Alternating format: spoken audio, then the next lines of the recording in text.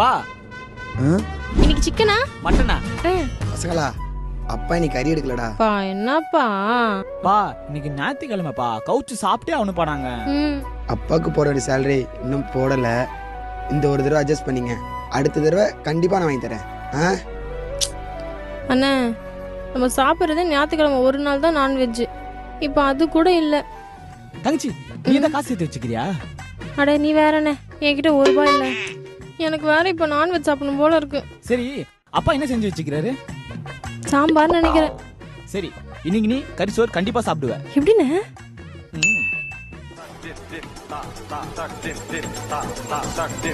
என்னண்ணே? மா இந்த வீடியோ பார்த்து கறி சோறா நினைச்சு கொஞ்சம் சாப்பிடுமா. சரி.